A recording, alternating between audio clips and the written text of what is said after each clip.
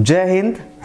तो आप लोग के लिए हम आए हैं प्रारंभ बैच लेकर के। जो भी बच्चे नए हैं, जो पहली बार देख रहे हैं इस वीडियो को, ध्यान से देखिए। हम जो है हिंदी मीडियम के लिए एक प्रारंभ बैच लेके आ रहे हैं, क्लास 12 के लिए फिजिक्स का हिंदी मीडियम का बैच। और इसका टाइमिंग है हर एक मंगलवार, गुरुवार और शनिवार रात 8 बजे। याद रखिएगा, मंगलवार, गुरुवार, शनिवार रात 8 बजे। तो जो भी बच्चे हिंदी मीडियम के हैं और फिजिक्स पढ़ना चाहते हैं क्लास 12 को, चाहे कोई भी बोर्ड हो, झारखंड बोर्ड, बिहार बोर्ड, है ना, कोई भी बोर्ड हिंदी मीडियम के हैं अगर, तो आप क्या कर सकते हैं, आप इस चैनल को सब्सक्राइब कर लीजिए। याद रखिएगा, हर एक मंगलवार, गुरुवार और शनिवार आपका रात 8 बजे वीडियो आएगा। तो चलिए स्टार्ट करते हैं। तो आज हम लोग का है डे 6, ठीक है, छठा क्लास है, ध्यान से देखते हैं। तो आज का जो टॉपिक है इसका नाम है स्थिर विद्युत प्रेरण। स्थिर विद्युत प्रेरण, ठीक है। और याद रखिएगा, मेरे सर बोले थे कि प्रेरण किया नहीं जाता, हो जाता है। तो बोलिएगा सर ऐसे कैसे? तो हम लोग पढ़ रहे थे आवेशित करने की प्रक्रिया। क्या पढ़ रहे थे? आवेशित करने की प्रक्रिया। यानी कोई भी वस्तु पर अगर आवेश नहीं है तो उस पर आवेश कैसे उत्पन्न कर सकते हैं, वो प्रक्रिया देख रहे थे। हम आपको बताए थे इसमें 3 प्रक्रिया होता है। कितना? 3। सबसे पहला था घर्षण, फिर दूसरा था चालन और फिर तीसरा होता है प्रेरण। क्लियर है? तो घर्षण और चालन बता दिए हैं। आज तीसरी की बारी, तीसरी वाली, जिसका नाम क्या है? स्थिर विद्युत प्रेरण। क्लियर है? थोड़ा सा वो सब भी याद करते हैं। घर्षण में अगर आपको याद होगा, उसमें हम लोग 2 वस्तु लिए थे। कितना? 2 वस्तु लिए थे। जैसे आप समझाते हैं आपको, जैसे इमेजिन करो ये और ये 2 वस्तु है, ठीक है। तो हम बताए थे दोनों में से पहले किसी पर भी आवेश नहीं होता था, रगड़ते थे, रगड़ने से क्या होता था? दोनों चार्ज हो जाता था। क्लियर है? एक से इलेक्ट्रॉन निकल गया तो जिसके कारण दोनों चार्ज हो जाता था। फिर पिछला क्लास हम लोग पढ़े चालन या भौतिक संपर्क। उसमें हम बोले कि इमेजिन करो अगर इस वस्तु को हमको आवेशित करना है तो इस वस्तु को पहले से आवेशित होना चाहिए। यानी एक वस्तु को अगर चार्ज करना है तो एक वस्तु पर पहले से ही चार्ज होना चाहिए। अगर इसको आवेशित करना है तो इस पर आवेश होना चाहिए पहले से। याद करो। तो सेम यही कंडीशन यहां पर भी एप्लीकेबल है स्थिर विद्युत प्रेरण में। स्थिर विद्युत प्रेरण में ध्यान रखना आपको ये कि यहां पर अगर किसी वस्तु को हमको आवेशित करना है तो एक वस्तु को पहले से ही आवेशित होना चाहिए, तभी वो दूसरी को कर पाएगी, नहीं तो नहीं कर पाएगी। क्लियर हो गया? चलो अब देखा जाए, ठीक है। तो ध्यान से देखो। तो हम लोग का हेडिंग है स्थिर विद्युत प्रेरण, इलेक्ट्रोस्टैटिक इंडक्शन। चलिए ध्यान से देखते हैं। तो अभी आप लोग समझे कि ये प्रक्रिया में एक वस्तु को पहले से ही क्या होना चाहिए? चार्ज होना चाहिए। तो चलिए हम एक उदाहरण ले रहे हैं।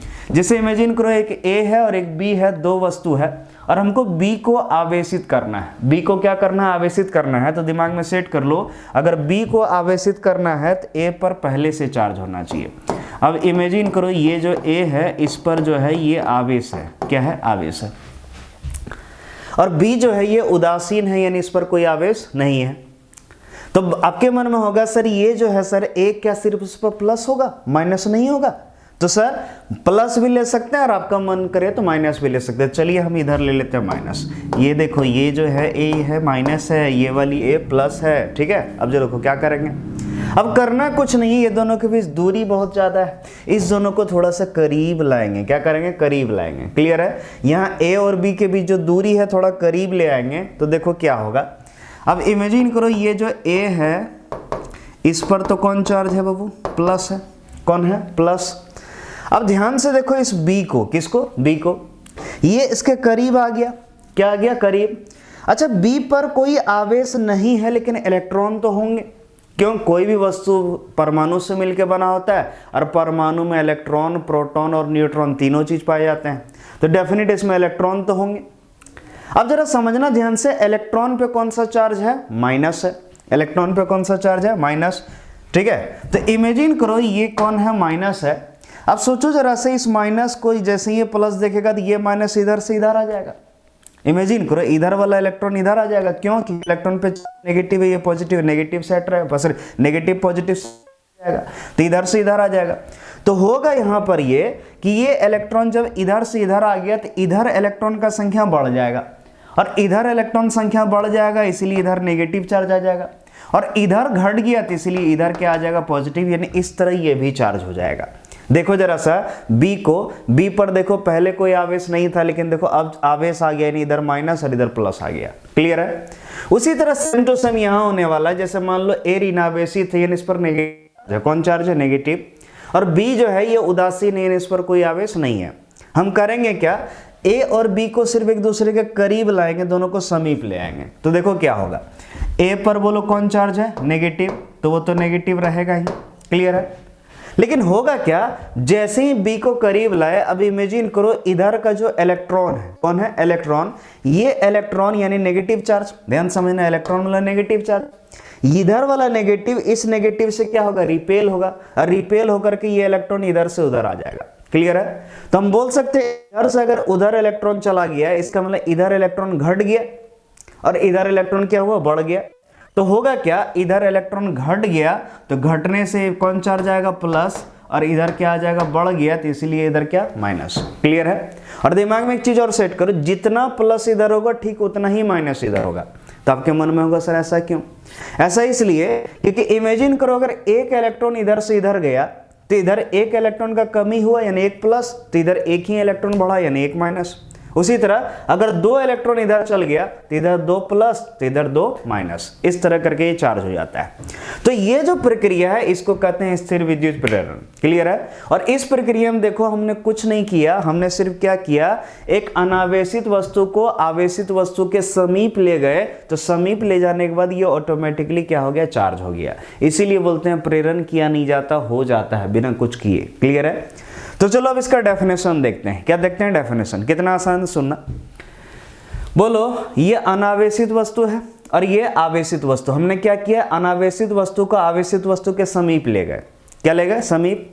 अब समीप ले जाने के बाद हुआ क्या, ये जो अनावेशित वस्तु था इसके सामने वाले भाग पर देखो, सामने वाले भाग पर देखो, प्लस के बगल में था माइनस और माइनस के बगल में था प्लस, यानी स्रोत आवेश के विपरीत प्रकृति का आवेश आया सामने वाले भाग पर, और पिछले भाग पर देखो जो स्रोत आवेश है वही स्रोत आवेश के समान आया, क्लियर है।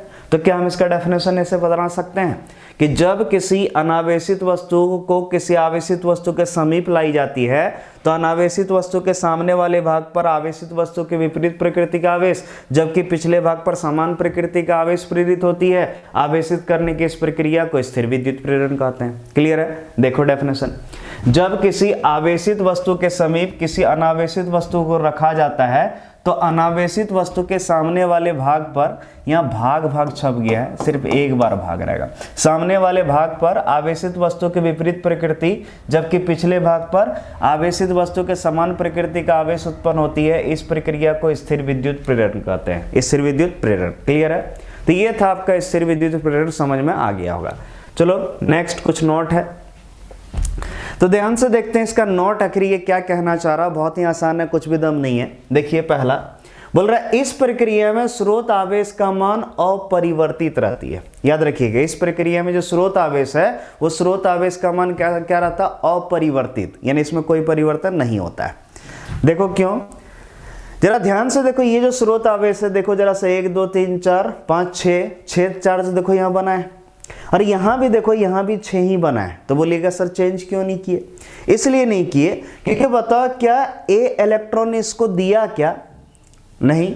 बताओ क्या ए इलेक्ट्रॉन इससे लिया क्या, नहीं। तो बोलो ना ये दिया ना लिया, यानी कुछ भी इसमें चेंज नहीं हुआ, डेफिनेटली जो चार्ज है वही रहेगा।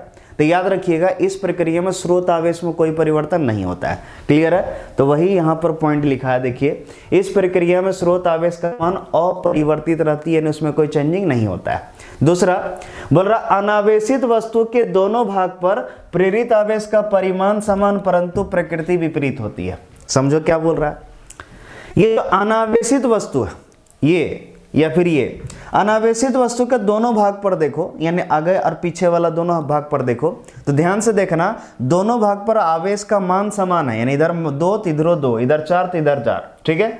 यानी मान समान है लेकिन प्रकृति विपरीत है, क्लियर है। देखो इधर नेगेटिव है तो इधर पॉजिटिव है, यानी अगर इधर आएगा -2 तो इधर आएगा +2, यानी मान समान होगा लेकिन प्रकृति विपरीत। अगर इधर आएगा -3 तो इधर आएगा +3, तो वही बोल रहे हैं, क्लियर है। तो याद रखिए दोनों सतह पर मान समान होगा आवेश का, लेकिन प्रकृति क्या होगा, विपरीत होगा, क्लियर है। प्रकृति क्या होगा, विपरीत। आसान सा चीज है। चलिए अब आगे देखते हैं तीसरा पॉइंट, इस प्रक्रिया में आवेश क्या होती है, संरक्षित होती है। पिछले क्लास से ही हम बता रहे हैं, उससे पिछले से भी कि कोई भी प्रक्रिया ले लो आवेशित करने का, सब में आवेश क्या रहता है, संरक्षित। और कैसे रहता है आपको समझा चुके हैं, क्लियर है। चौथा पॉइंट देखते हैं, बोल रहा प्रेरित आवेश का मान वस्तु के आकृति एवं आकार पर निर्भर नहीं करती है, परंतु पदार्थ तथा माध्यम पर निर्भर करती है। समझो इसका मतलब। आपके मन में होगा कि सर जैसे हम क्या किए, ये वस्तु आवेशित था और ये अनावेशित था, दोनों को हम समीप लाए, क्या हुआ, अनावेशित वस्तु पर भी आवेश आ गया। लेकिन सर कितना आवेश आएगा, ये जो दो ठो बनाए तो क्या दो ही आएगा या ज़्यादा भी हो सकता है, कम भी हो सकता है। तो सिंपल से याद रखिएगा, ये ज़्यादा होगा या कम होगा ये सिर्फ एक ही चीज़ पर निर्भर करेगा कि ये वस्तु किस चीज़ का बना है, यानी पदार्थ क्या है और ये किस माध्यम में रखा है। लेकिन हाँ, ये आकार आकृति पर निर्भर नहीं करेगा। ऐसा नहीं कि ये इतना छोटा है, मान लो बड़ा आकार का ले लिए तो कुछ और हो जाएगा, नहीं, उतने रहेगा। और आकृति बदल दे, जैसे गोल है, गोल के जगह अगर मान लो कोई दूसरा आकार का ले लो, ओवल ले ले, तो वो चेंज हो जाएगा, नहीं, वो भी उतने रहेगा, तो भी उतना ही रहेगा। क्लियर है? यानी याद रखिएगा, आकृति या आकार बदलने से आवेश नहीं बदलेगा, बदलेगा सिर्फ क्या, या तो आप पदार्थ बदल दो या तो माध्यम बदल दो। क्लियर है? तो ये था आपका स्थिर विद्युत प्रेरण। उम्मीद करते हैं थोड़ा बहुत तो समझ में आ ही गया होगा। नेक्स्ट, अब चलिए बात करते हैं भू संपर्क। क्या? भू संपर्क, जिसको इंग्लिश में कहते हैं अर्थिंग। क्या कहते हैं? अर्थिंग। तो चलो समझते हैं भू संपर्क होता क्या है। बहुत ही आसान सा चीज है, कुछ भी दम नहीं है। तो देखे होंगे, जैसे मान लो, ठीक है, हम लोग घर में क्या करते हैं, देखे होंगे घर के पीछे वगैरह या फिर कहीं पर भी एक गड्ढा खोद के उसमें हम लोग क्या करते हैं, एक रॉड डाल करके उस रॉड से हम लोग तार बांध देते हैं और वो हम लोग घर में सप्लाई में ले लेते हैं। तो वो है अर्थिंग। वो क्यों होता है उसके पीछे समझते हैं रीजन। ध्यान समझना, अर्थिंग को समझने के लिए बहुत ही आसान सा चीज है। तो देखो जरा ध्यान से, हम क्या किए, एक वस्तु लिए, जैसे मान लो एक वस्तु ये लिए, ठीक है, इसका नाम क्या है, ए है। क्या है? ए। और मान लो इसके बॉडी पे कौन चार्ज है, पॉजिटिव चार्ज है। कौन चार्ज है? पॉजिटिव। एक वस्तु ए है, इस पर कौन चार्ज है, पॉजिटिव। अब हम क्या कर रहे हैं, ध्यान से देखिए, इसको हम अर्थ कर दे रहे हैं, इस वस्तु को क्या कर दे रहे हैं, अर्थ। अर्थ मतलब धरती से जोड़ दे रहे हैं, एक तार से इस तरह करके धरती से जोड़ दिए। ये जो संकेत है याद रखिए अर्थिंग का है। किसका? अर्थिंग का। क्लियर है? तो देखो यहाँ क्या होता है, ध्यान समझना बाबू। ये जो है ए पर देखो कौन चार्ज है बाबू, पॉजिटिव है। कौन है? पॉजिटिव, यानी धनावेश है। ठीक है, और धनावेश है तो धनावेश है तो हम बोल सकते हैं ये हाई पोटेंशियल हो गया। क्या? High potential. और ये जो पृथ्वी है इस पे कोई चार्ज नहीं होता, उसको न्यूट्रल मानते हैं। और याद करो, जो न्यूट्रल होता है, याद रखना, हम सिखाए थे ना, उसको HP बोलते हैं ना LP बोलते हैं। लेकिन हाँ, अगर HP से जोड़ दिए तब क्या कहलाएगा, तब ये LP कहलाएगा। तब ये क्या कहलाएगा, LP। क्लियर है? यानी हम एक चीज देखें कि ये जो ए था ये पॉजिटिवली चार्ज था, यानी प्लस था इस पर चार्ज, तो इसको क्या बोलेंगे, हाई पोटेंशियल। तो धरती क्या हो गया, लो पोटेंशियल। क्लियर है? आ रहा समझ में? अब देखिए, तो जरूरी नहीं कि आप सिर्फ यही पॉजिटिव ही ले सकते हैं, आपका मन हो तो नेगेटिव भी ले सकते हैं। जैसे हम दिखा रहे हैं, मान लो ये बी है और ये कैसा है, नेगेटिवली चार्ज है। कौन चार्ज है? नेगेटिव। क्लियर है? और हम क्या कर रहे हैं, ध्यान से देखिए, इसको भी अर्थिंग कर दे रहे हैं। क्या कर दे रहे हैं? अर्थिंग। अर्थिंग का ये संकेत है। तो बोलो जी, ये नेगेटिवली चार्ज है। नेगेटिवली चार्ज यानी कौन पोटेंशियल, लो पोटेंशियल। ठीक है, तो बताओ धरती क्या कहलाएगा, तब ये कहलाएगा हाई पोटेंशियल। क्या कहलाएगा? हाई। याद रखिएगा, जो पॉजिटिव चार्ज होता है उसको बोलते हैं हाई पोटेंशियल, और जिस पर नेगेटिव होता है उसको कहते हैं लो पोटेंशियल। और जो न्यूट्रल होता है उसको ना हाई पोटेंशियल कहते हैं ना लो पोटेंशियल। डिपेंड करता है वो किससे जुड़ा है। अगर वो HP से जुड़ा है तो LP हो जाएगा, LP से जुड़ा तो HP हो जाएगा। ये हम पिछले लेक्चर में ही समझा दिए थे। क्लियर है? अब चलो यहाँ देखते हैं एक और चीज, पिछला लेक्चर में हम क्लियर किए होंगे। इलेक्ट्रॉन जो है याद रखिएगा हमेशा LP से HP की ओर ट्रांसफर होता है। किधर से किधर? LP से HP। याद रखना है, इलेक्ट्रॉन जो है हमेशा LP से HP की ओर ट्रांसफर होता है। क्लियर है? ये भी दिमाग में है। तो बोलो यहां पर इलेक्ट्रॉन बोलो किधर से चलेगा, ठीक है। और हाँ, इलेक्ट्रॉन जाने से पहले कुछ एक चीज और समझो बाबू, ये कौन सा चार्ज है? तो बोलिएगा सर पॉजिटिव है।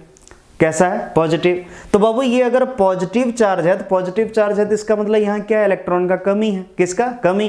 तो होगा क्या, यहां से ये जो है ना इलेक्ट्रॉन देना स्टार्ट कर देगा। ये अर्थ क्या करेगा? इलेक्ट्रॉन देना स्टार्ट कर देगा। क्यों? क्योंकि हमेशा LP से HP की ओर ट्रांसफर होता है इलेक्ट्रॉन।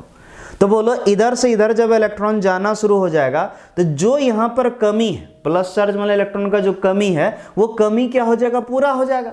तो थोड़ा देर के बाद आप देखिएगा ये जो A है ना, ये A जो है आपका उदासीन हो जाएगा, यानी इस पर कोई चार्ज बचेगा नहीं, ये उदासीन हो जाएगा। क्लियर है? तो यहां जरा देखो ध्यान से, अब इमेजिन करो ये बी है, क्या है बी। अब जरा ध्यान से देखना ये कौन सा चार्ज है, बोलिएगा सर नेगेटिवली चार्ज है। तो बोलो ये लो पोटेंशियल, ये हाई पोटेंशियल है। तो सबसे पहले बता बी जो नेगेटिवली चार्ज है यानी इसमें क्या है, इलेक्ट्रॉन ज्यादा है या कम है। तो आपके मन में होगा सर नेगेटिव चार्ज है यानी ज्यादा होगा, और ज्यादा है इसके पास इलेक्ट्रॉन। और एक और चीज सिखाए थे, इलेक्ट्रॉन हमेशा एलपी से एचपी चलेगा। तो इतना समझ गए होगा ये एलपी है ये एचपी है, तो इलेक्ट्रॉन इधर से इधर चला। यहां देखो नेगेटिव चार्ज यानी इलेक्ट्रॉन ज्यादा है, हम इमेजिन करो जितना ज्यादा वो इसको मिल गया, ठीक है, वो इधर से इधर दे दिया। तो क्या ये ज्यादा इलेक्ट्रॉन था ये रहा नहीं रहा। तो इसीलिए ये जो बी हो गया ये भी क्या हो गया, उदासीन हो गया, यानी इस पर कोई चार्ज, सॉरी यहाँ ए लिख दिए, ये क्या बी, ठीक है, बी क्या हो गया, उदासीन हो गया, यानी इस पर कोई चार्ज बचा नहीं। यानी देखो हम किए क्या, एक चार्ज बॉडी था, चार्ज मतलब आवेशित वस्तु था, उसको जैसे ही अर्थिंग किए देखे क्या हो गया, वो उदासीन हो गया। यहां पर नेगेटिवली चार्ज था तो वो भी उदासीन हो गया। यानी याद रखिएगा कि अगर हम किसी भी आवेशित वस्तु को धरती से जोड़ देते हैं तो उसके सतह पर जो भी आवेश है वो समाप्त हो जाता है। आवेश क्या हो जाता है, समाप्त हो जाता है। क्लियर है, ये समझ में आ गया। तो दिमाग में एक चीज सेट कर लो, यानी कोई भी वस्तु पर अगर चार्ज है, अगर हम उसको अर्थ कर दें तो क्या होगा, उसका चार्ज खत्म हो जाएगा। तो देखो हम लोग के घर में जो फ्रिज होता है या कंप्यूटर का जो सीपीयू वगैरह होता है, आप देखे होंगे कभी न कभी अगर आपके घर में अर्थिंग नहीं दिया गया तो आप देखते होंगे कभी न कभी टच करते होंगे तो क्या होगा, करंट मारेगा। क्या मारेगा, करंट। तो इसीलिए देखे होंगे जो 3 पिन होता है, ठीक है, अगर ध्यान दिए होंगे जो 3 पिन होता है तो 3 पिन में क्या होता है, ऊपर वाला जो पिन होता है वो अर्थ वाला पिन होता है, वो अर्थ से कनेक्टेड होता है। तो अर्थ से कनेक्टेड है, और वो जो वहां से जो ऊपर वाला पिन है वो तार कहां से आता है, उसके बॉडी से। कहां से, जैसे मान लो फ्रिज है, फ्रिज के बॉडी से जुड़ा रहता है वो, और वो उससे अर्थ से जोड़ देते हैं। तो होता है क्या है, अब इमेजिन करो जो फ्रिज है वो फ्रिज के बॉडी पर जो भी चार्ज है वो अर्थिंग हो गया, तो क्या होता है, सारा चार्ज खत्म हो गया। जैसे ही छुइएगा तो छूने के बाद आपको करंट नहीं मारेगा। लेकिन आप अगर अर्थिंग का कनेक्शन नहीं है तो क्या होगा, इमेजिन करो जो बॉडी पर चार्ज रह गया आपके फ्रिज का, वो बताओ अर्थ में जा पाया, नहीं जा पाया। क्यों, क्योंकि अर्थ जब ले लेगा तब ना भाई चार्ज को खत्म कर देगा। अब अर्थ से जुड़ा ही नहीं, और अर्थ से जुड़ा नहीं है तो आपको फिर करंट मारेगा। याद रखिएगा अगर आपके घर में करंट मार रहा, फ्रिज हो या एसी, सॉरी आपका सीपीयू वगैरह हो, कंप्यूटर वगैरह का,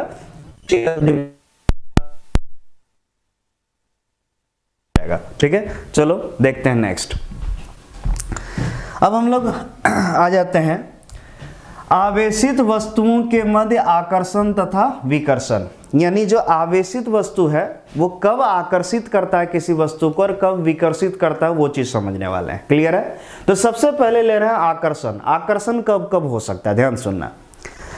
तो पहला ध्यान देना कि जैसे इमेजिन करो ये वस्तु है ए, और इस पर कौन चार्ज है, पॉजिटिव। कौन चार्ज है, पॉजिटिव। तो ये दूसरे वस्तु को आकर्षित करेगा, इसका तभी होगा आकर्षित जब, जैसे मान लो ये अगर पॉजिटिव है तो याद रखना बी अगर नेगेटिवली चार्ज हो, कैसा हो, नेगेटिवली। इमेजिन करो ये पॉजिटिव और ये नेगेटिव है, तब याद रखिएगा तब ये दोनों एक दूसरे को आकर्षित करेगा, तब एक दूसरे से सटना चाहेगा।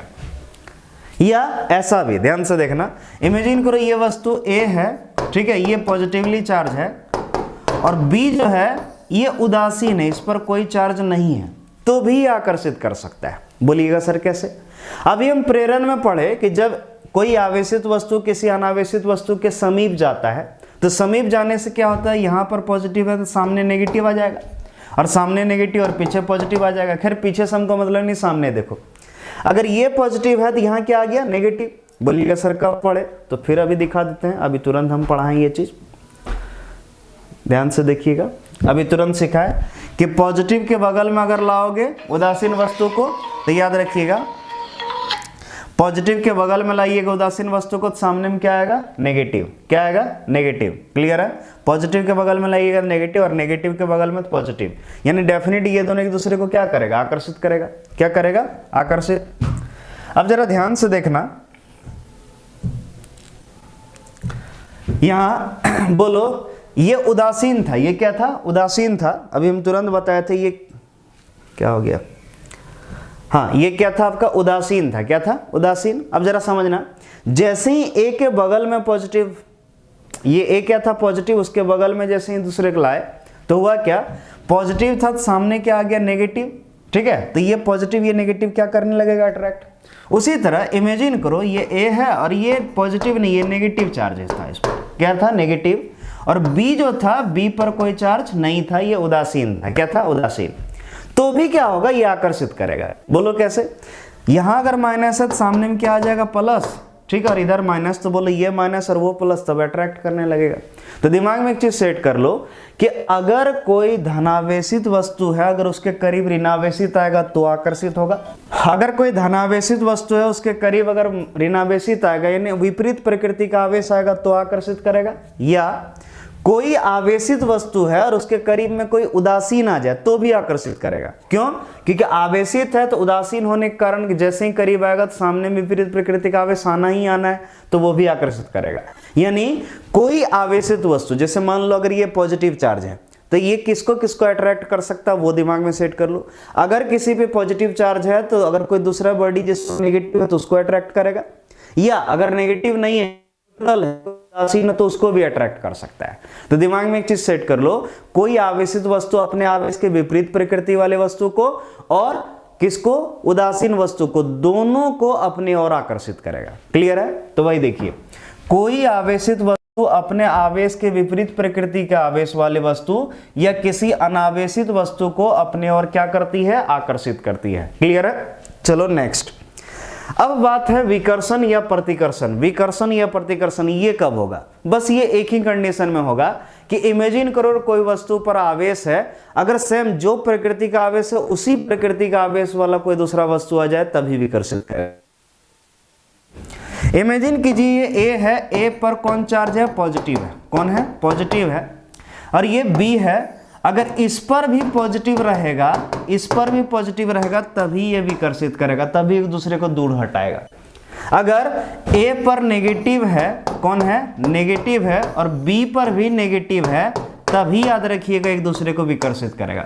यानी विकर्षित करने के लिए एकदम दिमाग क्लियर कर लो, विकर्षित तभी करेगा जब दोनों वस्तु पर आवेश का प्रकृति समान होगा। क्लियर है, प्रकृति समान रहेगा तभी विकर्षित होगा। लेकिन अगर प्रकृति असमान है, यानी विपरीत है, एक प्लस है तो एक माइनस है, तो वो आकर्षित करेगा। और या फिर ऐसा भी है, एक आवेशित है और दूसरा उदासीन है, यानी उस पर कोई आवेश नहीं है, तो भी क्या करेगा, आकर्षित करेगा। क्लियर है, तो विकर्षण के लिए सिर्फ एक ही शर्त है कि दोनों वस्तु का आवेश का प्रकृति क्या होना चाहिए, समान। देखो यहाँ पर कोई आवेशित वस्तु हमेशा अपने आवेश के समान प्रकृति वाले आवेश को क्या करती है, विकर्षित करती है। क्लियर है, दिमाग में यहाँ क्लियर हो गया। तो चलिए आज के लिए इतना ही, उम्मीद करते हैं जो पढ़ाई समझ में आया होगा। Thank you.